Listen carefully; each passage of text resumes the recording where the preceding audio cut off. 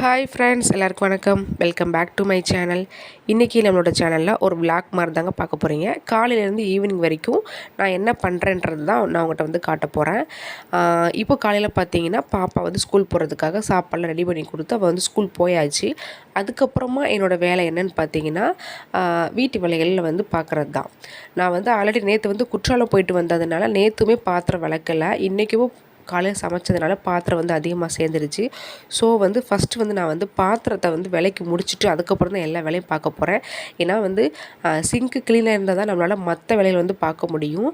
ஒரு நாள் பாத்திரமே அதிகம். நான் வந்து 2 days வந்து போட்டு வச்சுருக்கேன். ஏன்னா குற்றாலம் போகிற அந்த ஆர்வத்தில் காலை சாப்பாடு பண்ணி முடிச்சுட்டு அதை அப்படியே வந்து போட்டு போயிட்டேன்.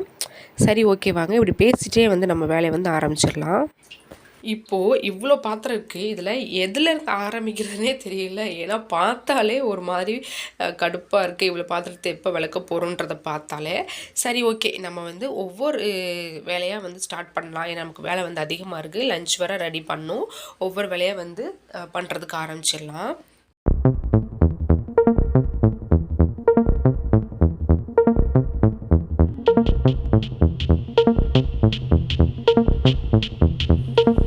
எந்திரிச்சு வந்து அழுதுட்டு இருக்கான்.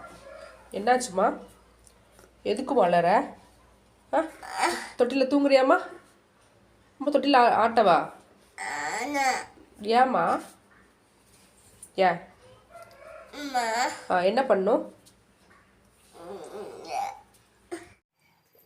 குட்டி வரை பார்த்தீங்கன்னா தூங்கி எழுச்சி பயங்கரமாக வந்து அழ ஆரம்பிச்சிட்டா. நான் கொஞ்சம் வந்து பால் ஆற்றி கொடுக்கலாங்கிறதுக்காக கொஞ்சமாக பனங்கள் கண்டு வந்து சேர்த்துக்கிறேன். குழந்தைகளுக்கு எப்பவுமே பார்த்தீங்கன்னா இந்த மாதிரி வந்து பனங்கள் கண்டு வந்து கொடுங்க. ஜீனியோ இந்த மாதிரி வந்து எது வேணாம். இது கூட பார்த்தீங்கன்னா நான் வந்து இன்றைக்கி அவளுக்கு வந்து ஹாலிக்ஸ் கொஞ்சமாக ஹாலிக்ஸ் வந்து போட்டு, இந்த ஹாலிக்ஸ் வந்து ரொம்ப சேர்க்க மாட்டேன். ஜஸ்ட்டு வந்து ஒரு ஃப்ளேவர் வந்து பால் சேர்த்துக்கலாம். பசும்பால் தாங்க நாங்கள் வாங்குகிறோம். வேறு பால் வந்து இன்றைக்கி கிடையாது. நான் பாக்கெட் பால்லாம் வந்து யூஸ் பண்ணுறதில்ல. ஏன்னா எங்களுக்கு வந்து இங்கே பசும்பால் கிடைக்கிறதுனால நான் வந்து பாக்கெட் பால்லாம் யூஸ் பண்ணுறதில்ல. உகன் குட்டி பார்த்திங்கன்னா தூங்கி எழுந்திரிச்சு அழலாம் மாட்டான். அவன் அழகாக வந்து விளையாண்டுட்ருப்பான். நல்லா தூங்கலை, அரைகுறையாக தூங்கி எழுந்திரிச்சா மட்டும்தான் ஒரு மாதிரி இந்த மாதிரி அழுதுகிட்டே இருப்பான்.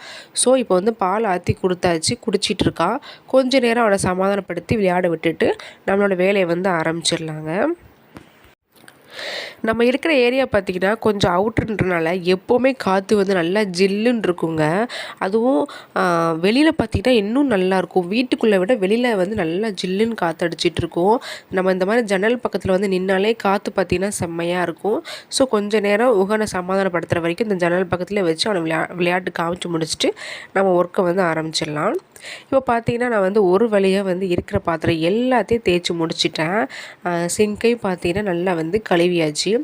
நான் வந்து நைட் மட்டும் தாங்க சிங்க்கை வந்து நல்லா வந்து சுத்தப்படுத்துவேன். இப்போ காலையில் பார்த்தீங்கன்னா எவ்வளோ சுத்தப்படுத்துனாலும் அடுத்தடுத்து நம்ம பாத்திரத்தை போட தான் போகிறோம். அதனால் வந்து அதிகமாக க்ளீன் பண்ணாமல் ஜஸ்ட்டு க்ளீன் பண்ணி முடிச்சிட்டேன். உங்ககிட்ட வந்து ஒரு விஷயம் ஷேர் பண்ணிக்கணும். நம்ம வந்து இப்போ விளக்குறப்போ சாப்பிட்ட கழிவுலாம் பார்த்தீங்கன்னா அப்படியே எடுத்து டஸ்ட்பினில் போட்டுருவோம். ஆனால் தயவு செஞ்சு அப்படி டஸ்ட்பினில் போடாதீங்க. ஏன்னா நமக்கு தினமும் வந்து நம்மளோட டஸ்ட்பின் வந்து அவங்க எடுக்கிறது கிடையாது.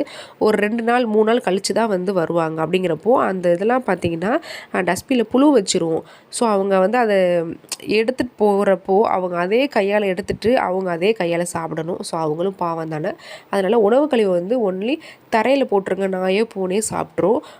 அப்படி இல்லைனா அது மண்ணோட மண்ணாக போய் உரமாக தான் மாறும். ஸோ அதனால் முடிஞ்ச அளவுக்கு ட்ரை பண்ணி பாருங்கள். இப்போ பார்த்தீங்கன்னா ஓரளவுக்கு எல்லா வேலையும் முடிச்சாச்சு. இப்போ நான் சமைக்க வந்துட்டேன். இன்றைக்கி வந்து தக்காளி குழம்பு தாங்க பண்ண போகிறேன். ஏன்னா ஆல்ரெடி ரொம்ப டைம் ஆயிடுச்சு. இப்போவே பார்த்தீங்கன்னா ஒரு 12:30 ஆயிடுச்சு. ஸோ சிம்பிளாக பண்ணலாங்கிறதுக்காக வந்து தக்காளி குழம்பு பண்ண போகிறேன். இன்றைக்கி அதுக்கு தேவையான அளவுக்கு சின்ன வெங்காயமும் தக்காளியும் எடுத்து நல்லா வாஷ் பண்ணி வச்சுருக்கேன். மாமா புர்ரு போயிட்டாங்களா? எங்கே போயிட்டாங்க?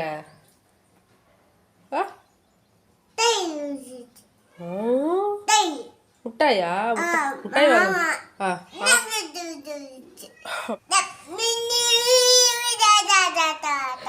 உகன் வந்து இப்படி தாங்க இடையில எதாவது பேசிகிட்டே இருப்பான். ஏன்னா அவனுக்கும் டைம் போகணும்ல. வீட்டில் நானும் அவனும் தான் இருக்கோம். ஸோ அவன் கண்டிப்பாக என்கிட்ட ஏதாவது கேட்டுட்ருப்பான். அவனுக்கு ஆன்சர் பண்ணியே ஆகணும். சரி, ஓகே. இப்போ பார்த்தீங்கன்னா நான் குழம்பு வைக்கிறதுக்கு வெங்காயம் வந்து கட் பண்ணிட்டேன். உகன்கிட்ட பேசிகிட்டே தான் நான் வந்து பண்ணிகிட்ருக்கேன். இப்போ வந்து நம்ம குழம்பு பண்ண ஆரம்பிச்சிடலாம். நான் வந்து தக்காளி குழம்புக்கு பார்த்தீங்கன்னா இந்த மாதிரி வந்து ஒரு பவுடர் வந்து ரெடி பண்ணி இதை யூஸ் பண்ணி தான் நான் வந்து குழம்பு வந்து வைப்பேன். இந்த மாதிரி பவுடர் பண்ணி நம்ம பண்ணும்போது டேஸ்ட் ரொம்ப சூப்பராக இருக்குங்க. நம்ம ஆல்ரெடி அப்லோட் பண்ணியிருக்கோம், நீங்கள் வாட்ச் பண்ணுங்கள். பாதி வெங்காயத்தை இந்த மாதிரி நச்சும் பாதி வெங்காயத்தை முழுசாக நீங்கள் போட்டிங்கன்னா குழம்பு வந்து கொஞ்சம் நல்லா திக்காக இருக்கும், நல்ல கிரேவியாக வர்றதுக்கு ரொம்பவே ஹெல்ப்ஃபுல்லாக இருக்கும். எல்லா வெங்காயத்தையும் நீங்கள் அப்படியே வந்து போட்டுறாதீங்க, முழுசாகவும் கொஞ்சம் இந்த மாதிரி தட்டியும் போட்டிங்கன்னா கொஞ்சம் திக்காக வர்றதுக்கும் நல்ல கிரேவியாக வர்றதுக்குமே வந்து பார்த்திங்கன்னா கொஞ்சம் நல்லா ஹெல்ப்ஃபுல்லாக இருக்கும். அதுக்காக தான். இப்போது தக்காளிலாம் பார்த்தீங்கன்னா கட் பண்ணால் இந்த மேலே உள்ள தோல்லாம் கட் பண்ணும் இல்லையா, கட் பண்ணி நான் வந்து இதை வந்து டஸ்ட்பினில் வந்து போட மாட்டேன். நான் வந்து என்ன பண்ணுவேன்னா, நம்ம செடி வளர்க்குறோம் இல்லையா, அதுக்குள்ளே வந்து போட்டுருவேன். அது வந்து உரமாகவும் யூஸ்ஃபுல்லாக இருக்கும். அப்படி இல்லைன்னா அதில் உள்ள விதையெல்லாம் பட்டு ஏதாவது செடி தக்காளி செடி வந்து வளர்கிறதுக்கும் சான்சஸ் இருக்குது. இந்த மிளகாய் செடிலாம் பார்த்தீங்கன்னா அப்படி தான் வந்தது. நான் வந்து போடலை, அதுவாகவே நம்ம இந்த மாதிரி கழிவுகள் போடும்போது ஆட்டோமேட்டிக்காக அதுவே வந்து வளர ஆரம்பித்தது. பாருங்கள், குட்டி குட்டியாக இப்போ வந்து அழகாக வந்து மிளகாய் வந்து வளர ஆரம்பிச்சிருச்சு. நான் வந்து இந்த செடிகளுக்கெலாம் எந்த விதமான மருந்துமே போடுறதில்லைங்க. ஜஸ்ட்டு நான் வீட்டில் உரிக்கிற வெங்காயம், தக்காளி, பூண்டு இதை மட்டும்தான் அப்படியே போட்டு போட்டு விடுறது. தண்ணியுமே பார்த்திங்கன்னா மோட்ரு போட்டு நிறைஞ்சி விழுற இடத்துக்கு கீழே தான் வச்சுருக்கேன். அதனால் ஸ்பெஷலாக வந்து தண்ணியில் ஊற்ற மாட்டேன். டெய்லி மோட்ரு போடுறனால காலையில் விழும் அந்த தண்ணி மட்டும்தான். இப்படி தான் வந்து நான் செடி வந்து வளர்த்துட்ருக்கேன். இன்றைக்கி பொரியலுக்கு பார்த்திங்கன்னா நான் வந்து புடலங்காய் தாங்க வாங்கியிருக்கேன். புடலங்காவை நல்லா வாஷ் பண்ணிவிட்டு தோலெல்லாம் பார்த்திங்கன்னா நல்லா சீவிட்டு நம்ம வந்து கட் பண்ணிக்கலாம். தக்காளி குழம்புக்கு புடலங்காய் பெஸ்ட்டு ஒரு காம்பினேஷனானு தெரியாது, பட் என் வீட்டில் என்ன இருக்கோ நான் அதை தான் பண்ணுறேன். எனக்கு வந்து இன்றைக்கி என்கிட்ட புடலங்காய் மட்டும்தான் இருக்குது. ஸோ அதனால் நான் வந்து பொரியல் பண்ணுறேன். நல்ல ஒரு காம்பினேஷனாக நீங்களும் ட்ரை பண்ணுங்கள். உங்களுக்கு வேணான்னு தோணுச்சுன்னா நீங்கள் அவாய்ட் பண்ணிக்கலாம்.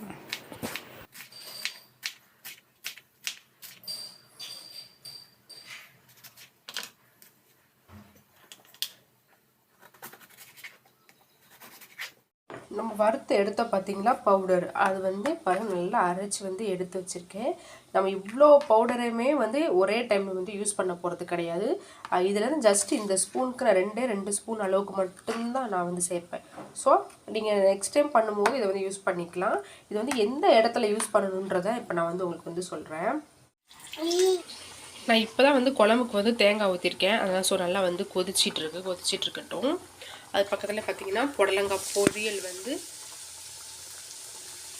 ரெடி ஆகிட்டுருக்கு. பட் ஆனால் எனக்கு வந்து புடலங்காய் பொரியல் வந்து பிடிக்காது. ஸோ நமக்கு எதாவது பண்ணிக்கலாம். குழம்பு நல்லா கொதிச்சிட்ருக்கு பாருங்கள். தேங்காய் ஊற்றி ஒரே ஒரு செகண்ட் மட்டும் ஹை ஃப்ளேமில் வச்சு நல்லா கொதிக்க விடுங்க.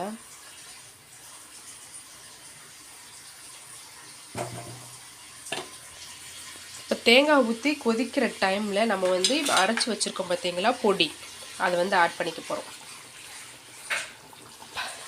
அரைச்சி வச்சலையா பொடி 1 ஸ்பூன்,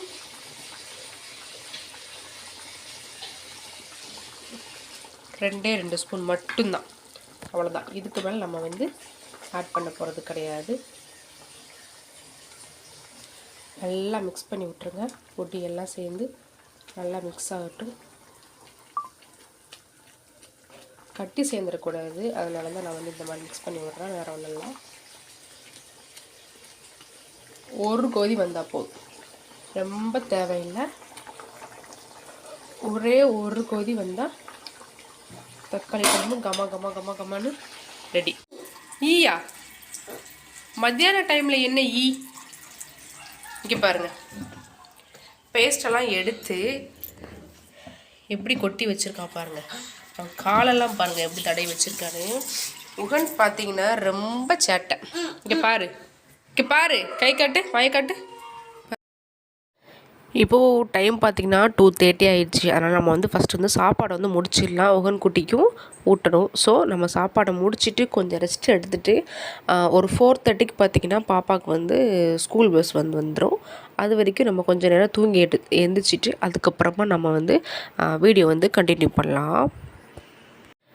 இன்றைக்கி லஞ்சுக்கு பார்த்திங்கன்னா தக்காளி குழம்பு, புடலங்காய் பொரியல், ஒரு முட்டையை வந்து ஆம்லேட் பண்ணியிருக்கேன், கொஞ்சமாக ஊறுகாய். இது தாங்க இன்றைக்கி நம்ம வீட்டில் வந்து மத்தியானத்துக்கான சாப்பாடு. ஓகேவா? இப்போ பார்த்தீங்கன்னா டைம் வந்து 4:30 ஆயிடுச்சு. அம்மா வந்து ஆஃப்டர்நூன் தான் வந்து ஊர்லேருந்து வந்தாங்க. ஸோ நான் வந்து பாப்பாவை கூப்பிட போகல, அம்மா தான் கூப்பிட போயிருந்தாங்க. பாப்பா வந்து வந்துட்டா. அவளுக்கு பார்த்தீங்கன்னா வந்ததுமே பார்த்தீங்கன்னா ட்ரெஸ் சேஞ்ச் பண்ணி முடித்ததும் டீயோ காஃபியோ வந்து கண்டிப்பாக வந்து அவளுக்கு குடிக்கணும்.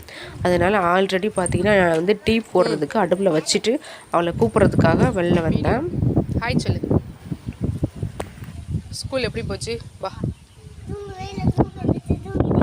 ஸ்கூலில் தூக்குனியா? என்ன கிளிப்பெல்லாம் வேறு வேறு இடத்துக்கு மாறி போயிருக்கு.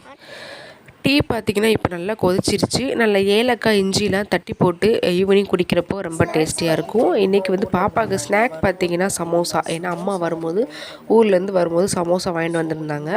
ஸோ அதனால் இன்றைக்கி அவளுக்கு ஸ்நாக்ஸ் பார்த்திங்கன்னா சமோசா தான். அவள் சமோசாவில் உள்ள அந்த வெஜிடபிள்ஸ்லாம் சாப்பிட மாட்டாள். வெளியில் இந்த கிறிஸ்பியாக இருக்கிறது மட்டும் தான் சாப்பிடுவாள்.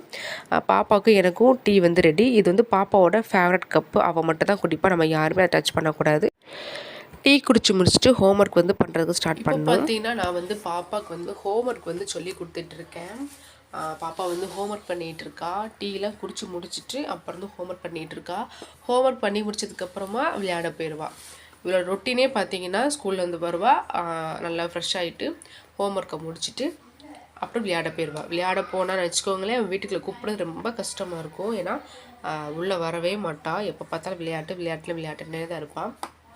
இப்போ வந்து ஹோம்ஒர்க் பண்ணிகிட்ருக்கா. அவள் என்ன பண்ணுறான்றதை பாருங்கள். எல்லாமே எழுதுறது தப்புன்னு தெரியும், ஆனால் அதே தான் அவள் பண்ணுவாள். நீங்களே பாருங்கள். இப்படி தான் போடணுமா? இப்படி தான் உங்க சொல்லி கொடுத்தாங்களா? தப்பு, எல்லாமே தப்பு. எரேசருங்க. கிளாஸ்ல எப்படி சொல்லி கொடுத்தாங்க? குச்சி உடச்சிட்டியா? நீ காலையில தானப்பா கொடுத்து விட்ட. காலையில தானப்பா கொடுத்தேன். அதுக்குள்ள உடைச்சிட்ட. எரேசர் பண்ணி எல்லாத்தையும் எரேஸ் பண்ணிட்டு ஃபஸ்ட்லேருந்து நீட்டாக அழகாக எழுது. சரியா? ஓகே ஃப்ரெண்ட்ஸ், காலையிலேருந்து ஈவினிங் வரைக்கும் என்னோடய லைஃப் எப்படி போயிட்டு இருந்ததுன்றதை நீங்கள் பார்த்துருப்பீங்க. நான் வந்து இன்னும் அடுத்த வீடியோவில் வந்து உங்களை மீட் பண்ணுறேன். ஏன்னா பாப்பாவுக்கு ஹோம்ஒர்க் சொல்லி முடிச்சுட்டு நைட்டு வந்து டிஃபன் ஆக்கிட்டு அவங்க 2 பேருக்குமே ஊட்டி விடணும். இதுவே டைம் வந்து கரெக்டாக இருக்கும். ஸோ இதுக்கு மேலே வீடியோ எடுக்கிறது வந்து கொஞ்சம் கஷ்டமாக இருக்கும். ஸோ நான் வந்து உங்களை நெக்ஸ்ட் வீடியோவில் வந்து மீட் பண்ணுறேன். தேங்க்யூ ஃபார் வாட்சிங்.